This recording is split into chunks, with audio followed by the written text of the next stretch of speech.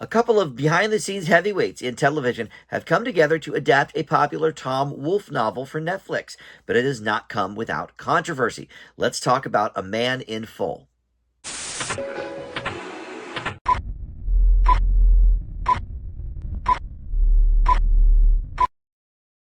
Hey guys, Dan here. This is Dan Reviews It. Welcome to my TV review for A Man in Full. This is streaming on Netflix. It is a miniseries based on the Tom Wolfe novel.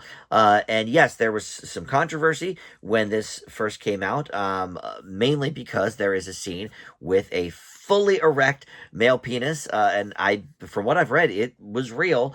And you just don't see that ever in movies or television.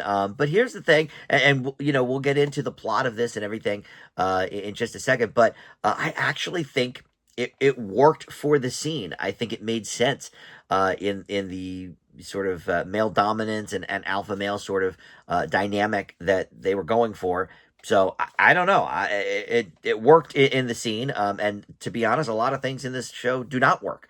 So take that for what it's worth, I guess. But before we get into any more specifics, let me welcome you back to the channel. If you are a subscriber for Dan Reviews It already, thank you so much for that. Love it when you guys return and check out my stuff. But if you are not, please consider subscribing and click the notification bell as well. Of course, you could like this video, comment, or share it on your socials. That helps the channel out also.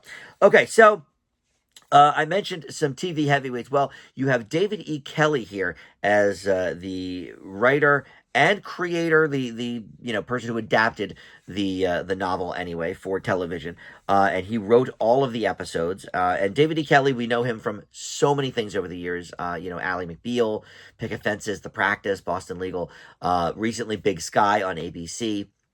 And he's always, in my mind anyway, he's always, sort of envelope pushing, writing things a little bit outside the box, quirky characters, etc. And I think a lot of that is on display here. And then in terms of directing, each of these people direct 3 episodes. The behind-the-scenes TV person that I was thinking of with a big name is Tommy Schlamme. He did a lot of The West Wing. He's done Rescue Me. So a lot of sort of prestige programming. And then the other person that directed the other 3 episodes, Regina King, who, I wouldn't call her a, television superstar, certainly more in movies, but you got to start in television on 227, but and recently the HBO series The Watchmen. So look, I love Regina King, and her directorial feature debut I gave an A+ to, called One Night in Miami. Definitely check that out. But here she is, she's doing 3 episodes along with Tommy Schlamme. All right, so let's talk about the basic premise here. So we've got Charlie Croker, played by Jeff Daniels, obviously big film star, and he is trying to defend his empire. He has a quail hunting reserve, and he's got this huge business empire. He's worth millions and millions, but a lot of that is coming to a head. He is facing bankruptcy. He is facing some legal issues. And his wife is played by Diane Lane. We also have Tom Pelphrey here, who we've seen in a lot of things. I'm not sure what you would even know him from. He was on Ozark, and he was in Outer Range, and he was in the American Murderer miniseries. You have Amel Ameen, who I am not super familiar with, John Michael Hill, William Jackson Harper, who played Chidi in The Good Place. You have Bill Camp, who I just recently watched in Presumed Innocent, a much better legal thriller that was on Apple TV Plus. And you have a couple of David E. Kelley, I don't know, regulars, but certainly returning to the David E. Kelley fold. Lucy Liu has a supporting role, and Anthony Held, who was in a handful of his shows, including The Practice and Boston Public, and he plays the judge here. So, all right, well, first of all, there's a lot going on. There's way too many characters to keep track of, and so few that I cared about. Jeff Daniels, look, he's coming in here with his pretty terrible Southern accent, and it's interesting. Even in that first episode, they talk about his accent.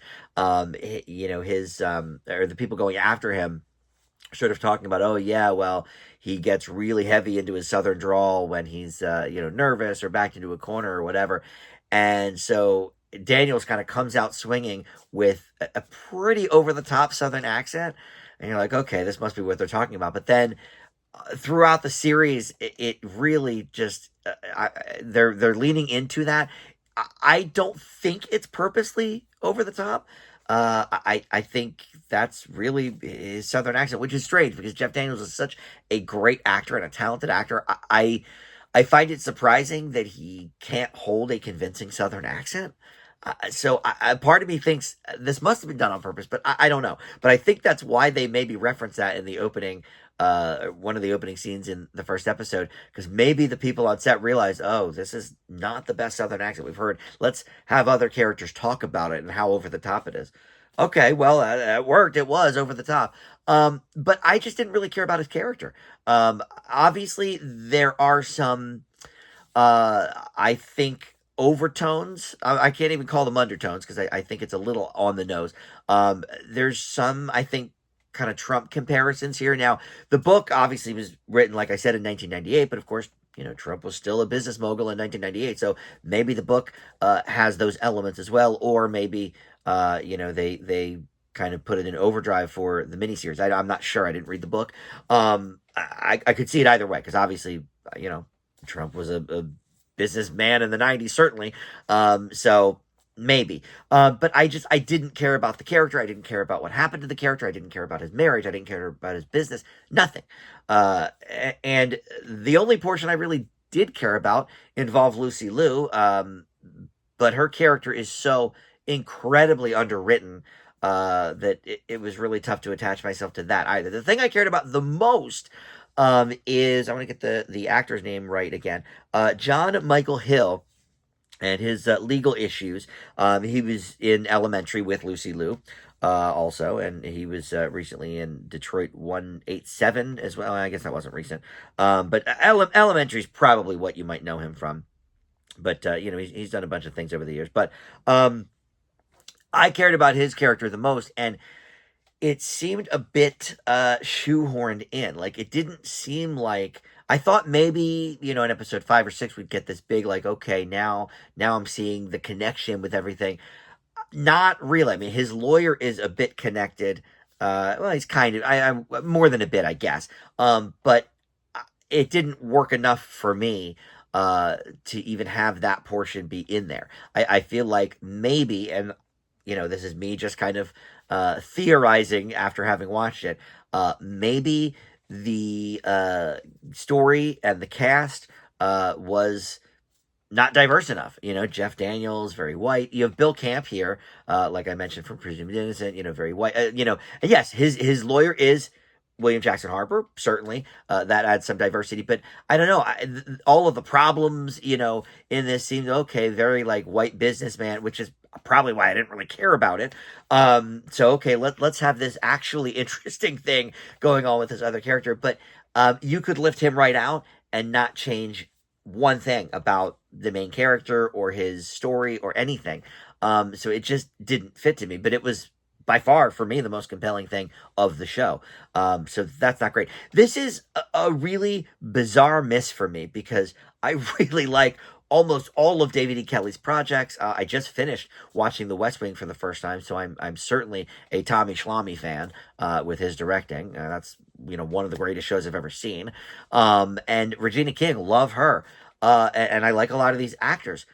Why this didn't come together is a huge mystery to me, but it sure didn't. I leave A Man in Full with a D+, but you can check it out on Netflix. But all right, that will do it for Dan Reviews. And thank you so much for watching, and we'll see you next time.